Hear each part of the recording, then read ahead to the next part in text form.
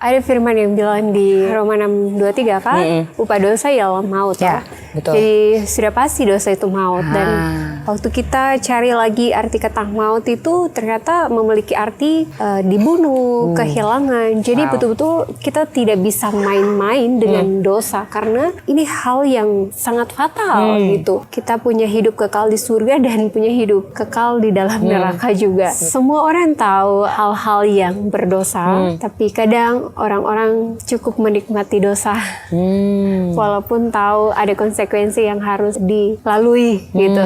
Kesenangan di dalam dosa itu binasa. Jadi jangan sampai kau terlena dalam hal-hal yang merugikan kau punya diri dan tidak menyenangkan hati Allah. Saya jadi ingat kalau kadang orang-orang yang merasa dong patah hati itu adalah orang-orang yang merasa Tuhan jauh.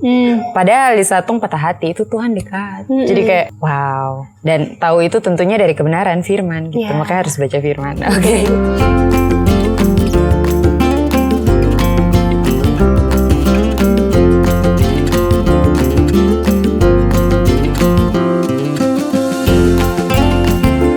Hai guys, kembali lagi di Kitong Pondok Podcast. Lepas nafas, Tarik nafas, buka mata. Oke, kembali lagi dan saya Lanti Wirano. Dan saya Putri Tesalonika Yegrim. Ya, dan semua yang ada di sini pastinya kita kembali lagi dan kita punya pembahasan yang menarik lagi ya Putri. Dan kali ini kita akan bahas tentang oh no, bejanaku bocor. Wah, apa nih dia maksud ini, Maksudnya kenapa ini bejana bisa bocor, Ada apa nih? Oke, kalau gitu mari sama-sama tolong saksikan. Oke, Putri dan teman-teman semua. Jadi untuk pembahasan kita pada kali ini ayatnya cukup banyak ya, cukup banyak. Betul gitu. sekali. Jadi mungkin saya cukup jelaskan persingkat saja untuk kita semua kali ini. Nah, pembahasan yang pertama dari bejanaku bocor itu adalah awal yang baik. Nah, pada mulanya kan Tuhan ciptakan kita menurut segambar dan serupa dengan Dia, toh. Nah, ini pertanyaan nih untuk kita semua, mungkin bisa jadi evaluasi juga. Kira-kira waktu kita diciptakan menurut gambar dan rupanya itu seperti apa sih? Apakah bentuk muka lagi, tangan dan sebagainya, guys, gitu. Nah, teman-teman, dalam 2 Korintus 4 ayat 7 di situ firman bilang kalau ternyata kita diciptakan sebagai bejana yang menampung kemuliaan Allah. Wow. Ini membuat kita manusia itu lain daripada yang lain ya gitu. Dan kita adalah ciptaan yang istimewa yang berbeda sekali dengan ciptaan yang lainnya gitu. Nah, kita harus sadar bahwa Putri juga bilang saya bejana. Saya bejana. Ya, teman-teman semua juga yang ada di sana bilang sama-sama kalau saya adalah bejana. Nah, semua yang Allah ciptakan itu baik. Dan manusia itu spesial sekali di mata Allah. Nah, kemudian nih, waktu Allah menciptakan kita atau bejana, ibaratnya itu seperti bejana, Dia menghembuskan nafas dan kemuliaan Allah tuh ada gitu kan. Tetapi ada satu hal yang membuat bejana itu bocor, yaitu yang kedua adalah akibat dari dosa, bejana yang ada bocor ya. Kalau bejana sebocor mau bagaimana lagi? Nggak bisa dipakai, Kak. Iya, pasti dibuang toh. Atau adakah yang simpan bejana yang bocor? Kayaknya tidak ada deh, jarang. Terada gitu. Makanya firman Tuhan bilang, karena ketidaktaatan satu orang, kita semua menjadi orang berdosa. Nah, siapa itu yang tidak taat? Adam. Nah, teman-teman, karena ketidaktaatan satu orang, kita semua menjadi orang berdosa. Dan itu yang kita sering bilang atau sering sebut itu sebagai dosa turunan kan, kayak gitu. Dan akhirnya bejana bocor. Dan kita semua telah berbuat dosa. Dan kita kehilangan kemuliaan Allah. Bayangkan, karena satu orang, semua menjadi berdosa. Astaga, itu seperti tidak adil sekali. Karena dia yang buat, kenapa kita yang harus kena juga dosa itu toh. Nah, dan teman-teman tahu kan kalau upah dosa ialah maut toh. Upah dosa ialah maut. Nah, siapa lagi yang akan membebaskan kita dari dosa? Apalagi sampai maut begitu. Tidak bisa, tidak bisa. Jadi, mau bagaimana lagi?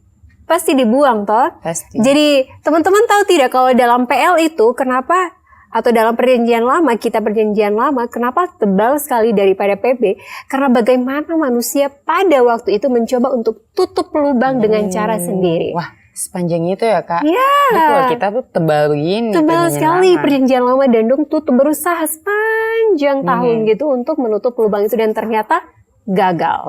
Tetap berdosa dan bejana masih bocor. Makanya ada yang ketiga nih. Kasih Allah dan karya Kristus. Di Yohanes 3 ayat 16 bilang kalau Allah mau kita binasa.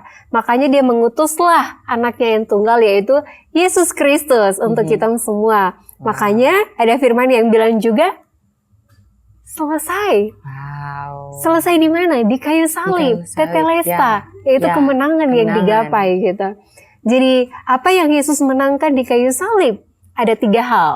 Apa aja tuh, yang Kak? pertama adalah penebusan. Penebusan anak domba Allah yang menghapus dosa manusia gitu.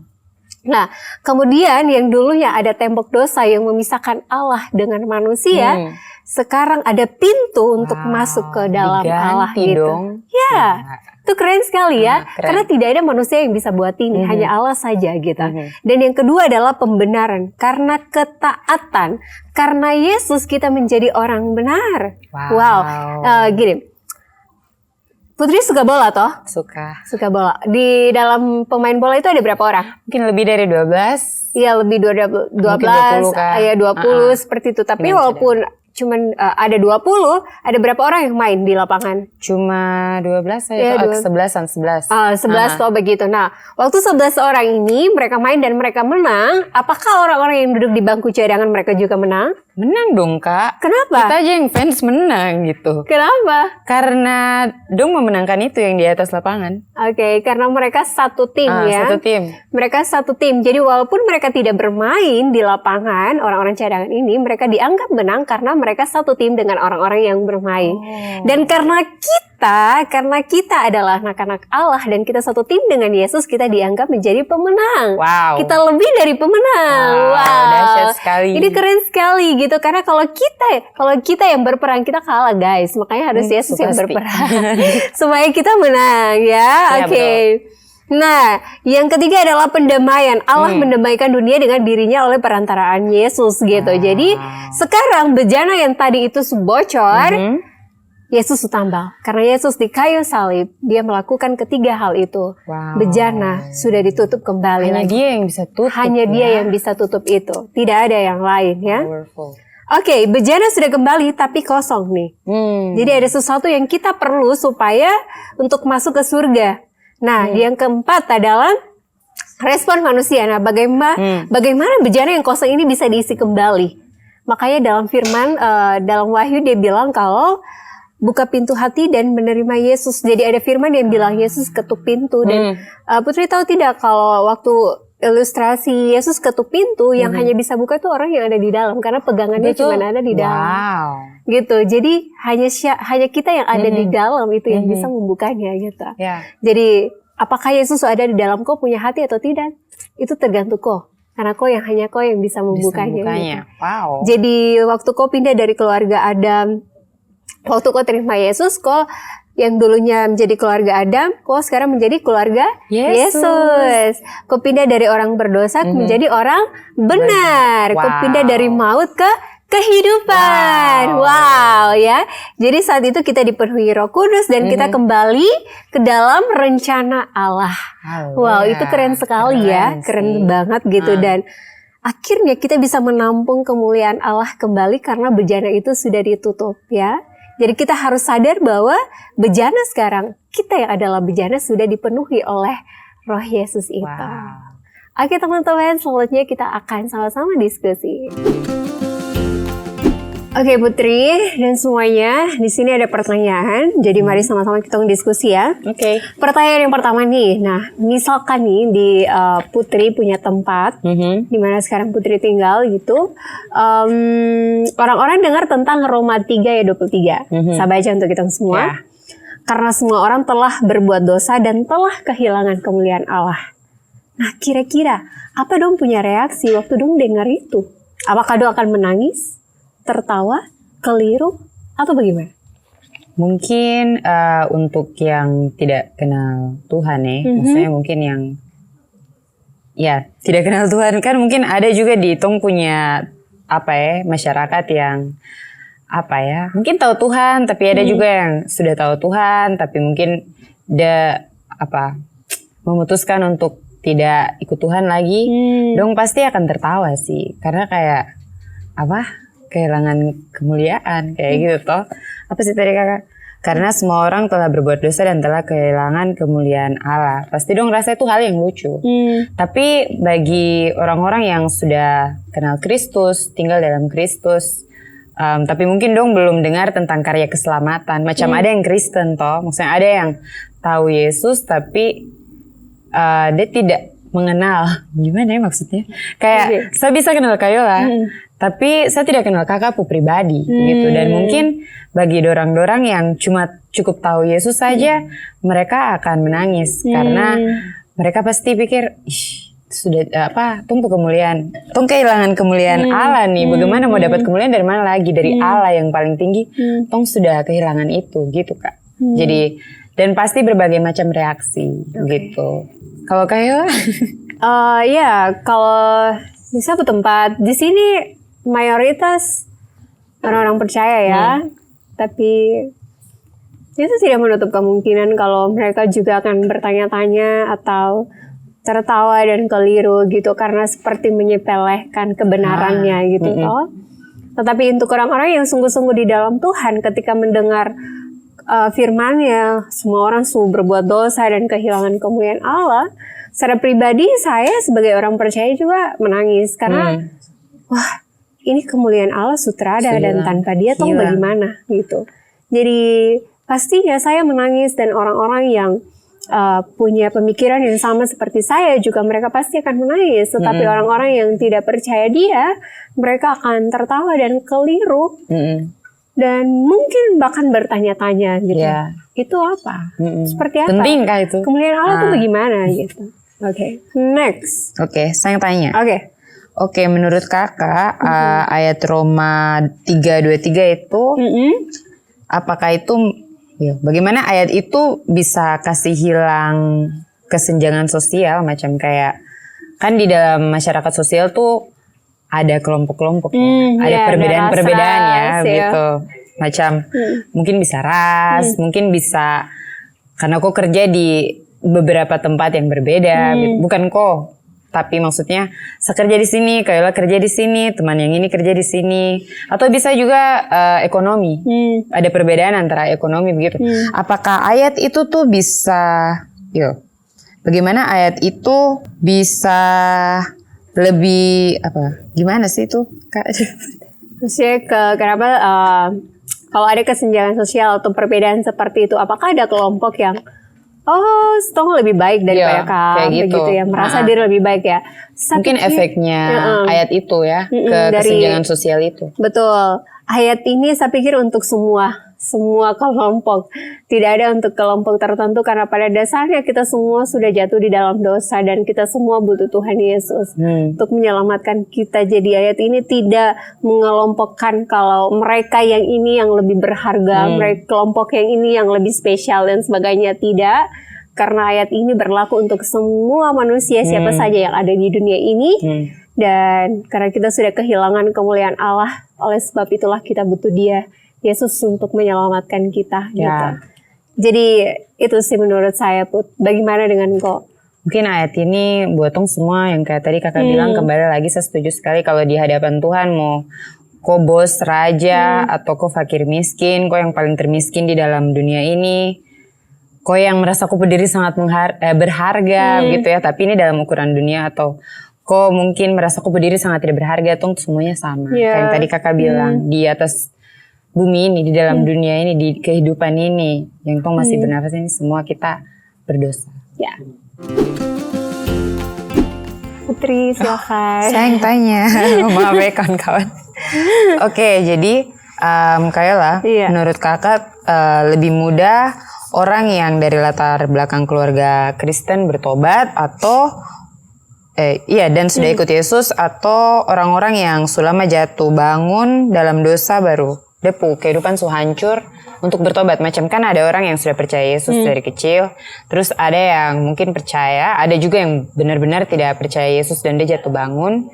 Jadi di antara dua kelompok orang itu mana yang paling cepat bertobat? Menurut saya secara pribadi adalah orang-orang yang cepat untuk bertobat adalah mereka yang ada di titik yang paling hancur. Mereka orang yang paling cepat untuk mengakui dosa. Saya mau percaya Yesus, saya mau terima Dia dan saya mau berubah gitu. Karena betul-betul tidak ada lagi, sepertinya tidak ada lagi manusia di dunia ini yang menjadi harapan mereka dan hanya Yesus seorang, hanya Yesus penolong yang sejati gitu, penolong yang setia gitu. Jadi daripada orang-orang Kristen yang dari kecil sudah Kristen, tumbuh besar di gereja gitu, sepertinya tidak ada perubahan apa-apa karena berpikir kayak, oh ya sudahlah besok saja baru bertobat, oh ya sudahlah kan besok masih hidup, nanti saya sudah masih muda, harus dong enjoy masa muda, oh sudahlah nanti saja gitu, baru bereskan semuanya, segala persoalan, segala lika-liku kehidupan ini, terus nanti sajalah kayak gitu. Seperti orang Kristen, minta maaf tapi saya harus bilang gini, orang Kristen tuh saking tahu kebenarannya, seperti apa ya, bagaimana dia berbahasa Indonesia tuh, apa sih? Menyepelekan, betul. Selalu bilang pakai apa, bahasa Manado, pandang enti, Indonesianya apa ya gitu. Manusia, orang-orang Kristen karena terlalu terima anugerah Tuhan itu banyak sekali sampai menyepelekan anugerahnya dengan berbuat dosa seenaknya gitu. Oh nanti Tuhan pun bisa kok gitu. Jadi saya pikir orang yang cepat sekali bertobat adalah dong yang betul-betul ada di titik kehancuran yang cukup dalam dan tidak ada satu manusia yang bisa tolong selain hanya Yesus saja yang tolong dong. Itu saja sih. Kalau Putri? Sama Kak, karena saya jadi ingat ayat yang bilang Tuhan paling dekat kepada orang-orang yang patah hati. Ya. Terus kemarin waktu di gereja saya jadi ingat kalau kadang orang-orang yang merasa dong patah hati itu adalah orang-orang yang merasa Tuhan jauh. Padahal di saat patah hati itu Tuhan dekat. Jadi kayak wow. Dan tahu itu tentunya dari kebenaran firman gitu. Makanya harus baca firman. Oke, Kakak. Oke, Putri, apakah untungnya bagi anak-anak yang dibesarkan dalam keluarga Kristen? Apakah ruginya atau tantangan karena dibesarkan dalam keluarga Kristen? Oke, jadi kayak apa sih untungnya atau ruginya anak-anak yang dibesarkan dalam keluarga Kristen? Oke, kalau Depu keuntungan mungkin tadi sempat bahas dengan Kayola ya, su kenal Yesus, su tahu tentang karya keselamatannya, tapi tidak menutup kemungkinan juga banyak dalam keluarga Kristen, anak-anak yang besar di keluarga Kristen yang tidak mengenal Yesus, pribadi Yesus begitu. Mereka tahu bahwa Yesus sudah tebus sapu dosa di kayu salib 2000 tahun yang lalu, tapi kalau sebentar saya buat dosa, berarti saya tetap pergi ke neraka dong gitu. Ada yang pengertiannya seperti itu karena saya lahir seperti itu juga ada di dalam apa ya, keluarga yang saya tahu Yesus, tapi waktu saya berbuat dosa terus saya pernah dalam titik waktu masa remaja itu yang kayak kayaknya nggak bisa deh kembali ke Tuhan lagi gitu. Kayaknya saya ini memang kelompoknya si jahat kayak begitu. Tapi ketika saya mengetahui kebenaran barulah saya tahu. Maksudnya mengenal pribadi Yesus, undang dia, terima dia, baru saya tahu. Oh, ternyata ada pengharapan gitu dan dia punya penebusan satu kali untuk selama-lamanya begitu. Betul. Ini sangat-sangat penting sih untuk kita semua tahu kalau waktu kita terima Yesus, kita terima keselamatan. Dan bagi saya tidak tahu yang lain, tapi bagi saya secara pribadi yang saya pegang selama ini, keselamatan itu hanya sekali dan Tuhan kita bukanlah Tuhan yang pelin-pelan ketika kita menerima Dia sebagai Tuhan dan Juru Selamat, dan ketika kita berbuat dosa, Dia akan kembali lagi kita ke maut, begitu. Ya karena sudah bertobat dan Dia kembali lagi ke hidup kekal. Tidak seperti itu, karena kita Tuhan kita adalah Tuhan yang betul-betul adil. Kita terima Dia, kita pindah posisi dari maut ke hidup yang kekal. Jadi kita sudah ada dalam lingkaran hidup yang kekal waktu kita menerima Dia sebagai Tuhan dan Juru Selamat. Betul. Dan kita perbuatan atau kesalahan yang kau perbuat tidak bisa mengeluarkan kau dari lingkaran ini ke sini lagi gitu. Betul. Karena kau sudah dicap sebagai anak-anak Allah gitu. Untuk dosa-dosa yang lain itu ya dosa-dosamu lah gitu. Dan betul. makanya kita butuh pengampunan setiap hari gitu sama Tuhan. Mengaku, Tuhan saya sudah buat salah, saya mengaku saya berdosa dan saya butuh Tuhan untuk mengampuni saya gitu. Jadi ini yang saya pikir masih banyak orang-orang di luar sana masih kayak merasa tertuduh walaupun sudah terima Yesus, merasa kalau saya masih berdosa. Of course kita itu masih berdosa, makanya kita butuh Dia untuk mengampuni kita setiap waktu. Tetapi jaminan keselamatan yang kau terima itu sekali dan untuk selama-lamanya. Ya, ya itu saja sih, karena yang lain sudah di-sharingkan banyak tadi dari Putri. Oke Putri dan semuanya, kembali lagi dengan pertanyaan selanjutnya ya.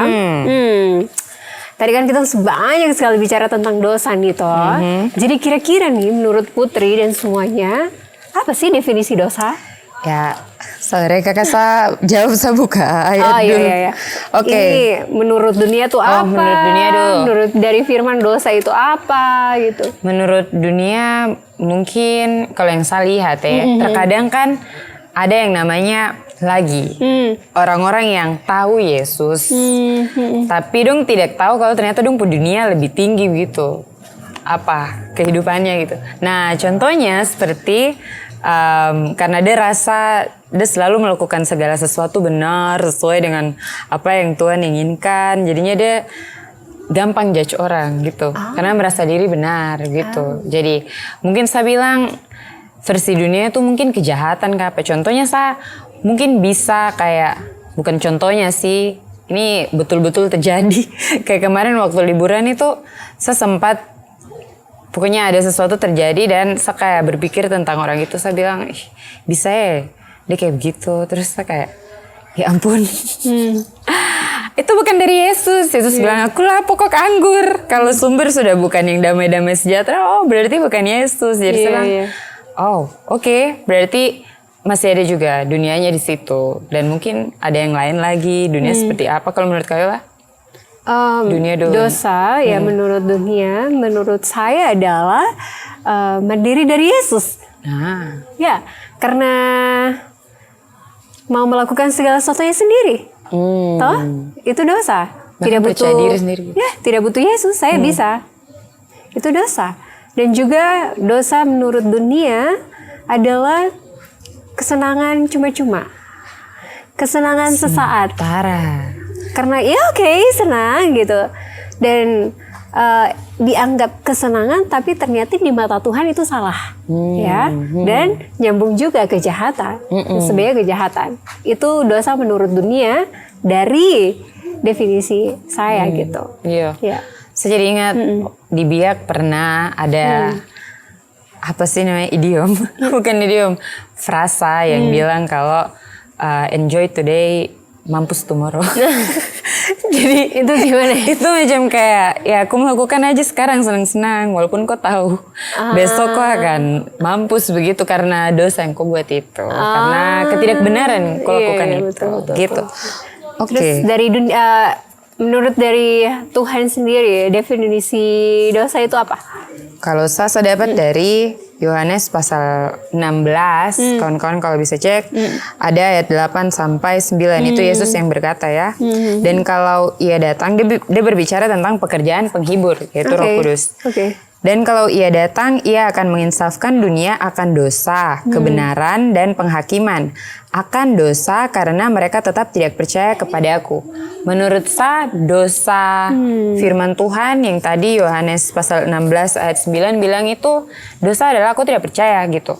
Karena kalau saya pikir-pikir, Bapak kita yang Adam zaman dulu itu, kan Hawa nih yang dengar. Sebenarnya kan setiap hal yang keluar dari Tuhan pemulut itu kan firman. Ketika Tuhan memang bilang ku jangan makan buah itu, ya aku jangan makan gitu.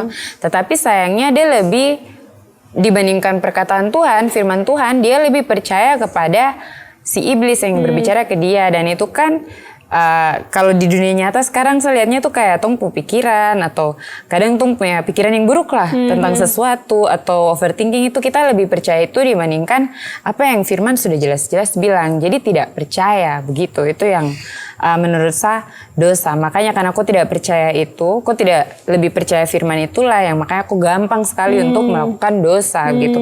Karena kalau aku sudah mengundang Yesus tuh tinggal di dalamku, seharusnya kok ketika melakukan sesuatu tuh kok tahu bahwa Yesus tidak melakukan hal itu begitu. Karena aku lebih percaya Yesus. Tapi kalau aku lebih percaya bisikan-bisikan itu yang akhirnya dibuai dengan aku melakukannya, ya itu berarti aku lebih percaya aku punya pikiran negatif itu daripada firman Tuhan. Kalau Kakak Yola?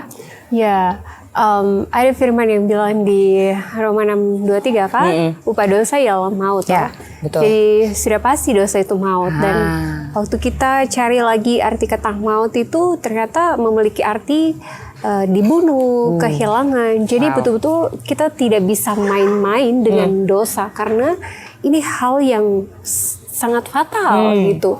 Kita punya hidup kekal di surga dan punya hidup kekal di dalam neraka juga. Betul. Jadi teman-teman, semua orang tahu hal-hal yang berdosa.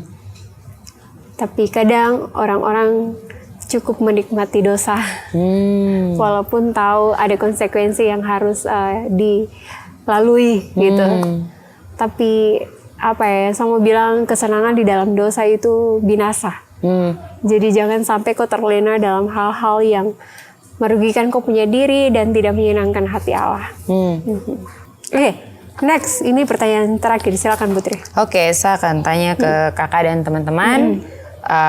Kapan kakak pertama kali rasa kalau kakak itu adalah manusia berdosa? Begitu. Wow, deep ya. Silakan dipikirkan. Saya adalah orang berdosa, makanya saya butuh Tuhan. Saya sudah rasa saya berdosa itu waktu saya SD. Wow. Karena lahir dari keluarga Kristen, sudah belajar Yesus dari kecil. Orang tua, khususnya mama, cukup sangat menjadi teladan. Bagaimana menyampaikan Yesus ke saya. Jadi sudah tahu rasa bersalah dan tidak sesuai dengan apa yang Yesus ajarkan itu waktu saya SD. Wow. Jadi seperti salah satunya contoh kayak melawan mama dan bapak begitu itu kayak sudah ada di hati yang bilang itu salah ya gitu. Kok sebagai anak tidak boleh seperti itu. Oh iya, ada hal-hal juga yang lain. Jadi kayak kesadaran tentang dosa itu saya sudah rasakan waktu saya SD karena saya sudah tahu dan mengenal Yesus. Tapi memang saya belum terima Yesus waktu itu.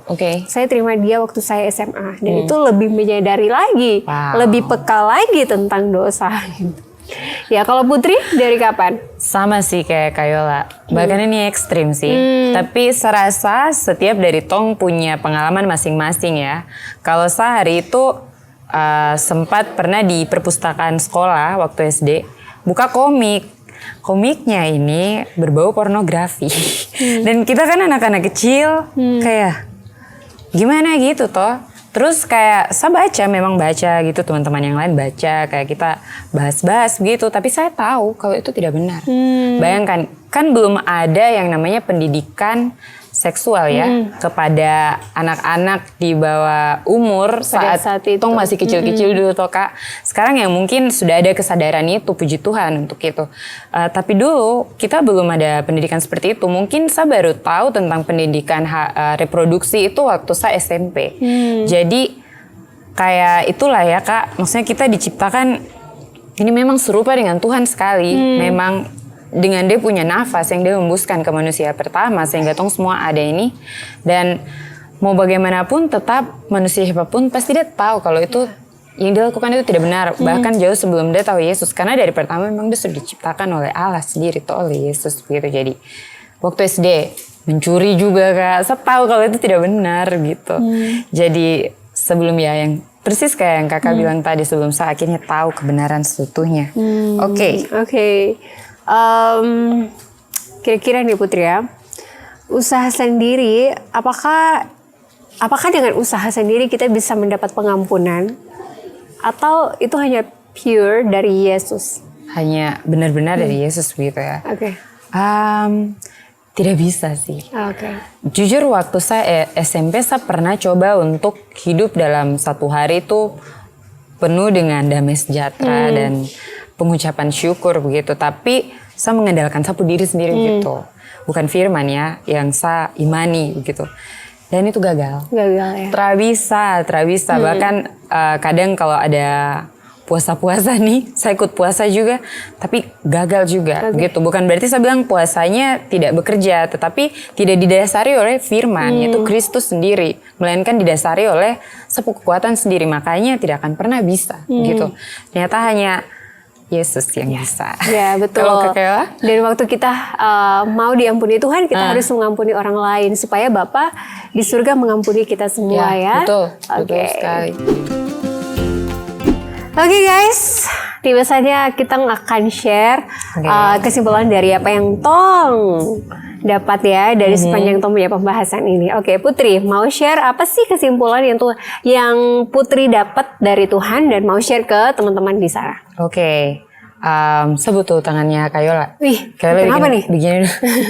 Kayola begini, ini sebut tangan nih. Oke, terus ini Yesus. Jadi ini maut, ini hidup kekal. Dan tadinya Tong tidak bisa ke situ, tapi sekarang karena ada Yesus, Tong sudah bisa ke situ. Tadinya ada tembok, yang kasih pisah Tong dengan Yesus, dengan Allah. Tapi karena Yesus sudah jadikan pintu, jadi kau harus buka pintu itu untuk Yesus. Bukalah sedikit untuk Yesus. Oke, itu saya punya kesimpulan. Oke, terima kasih. Kalau dari saya, sekarang saya tanya lagi nih. Siapa yang orang benar di sini? Putri orang benar kah tidak? Iya, seorang benar. Kakak orang benar kah tidak? Aduh, oke, di dalam Yesus kita diperhitungkan menjadi orang benar, ya. Di luar Yesus, kita benar, kita salah. Jadi kita butuh Yesus untuk menjadi orang benar. Jadi kita benar bukan karena kitanya, tetapi karena Yesusnya, ya. Oke, jadi itu teman-teman podcast di siang hari ini. Semoga apa yang kita bicarakan, yang sudah sharingkan, kita bahas sepanjang waktu tadi itu bisa menjadi motivasi buat teman-teman semua dan juga menjadi berkat bagi teman-teman semua dan untuk anak-anak muda untuk selalu ingat kita butuh Yesus ya dalam kehidupan kita ini. Dan jangan lupa untuk selalu share Tong punya podcast ini, Pondok Podcast ini di teman-teman punya keluarga ya. Punya pacar, punya sahabat, kerabat, dan sebagainya. Jangan lupa share juga melalui YouTube, Instagram, TikTok, dan juga Spotify pastinya. Sekali lagi terima kasih untuk teman-teman yang sudah mendengar, yang setia, yang komen ya. Yang selalu mendoakan kita semua di Pondok Podcast ini. Kami sangat mengucap syukur dan terima kasih. Ya. Jadi teman-teman jangan bosan-bosan nonton Kita Punya Podcast dan kembali lagi di Kita Punya Podcast di minggu depan di Pondok Podcast.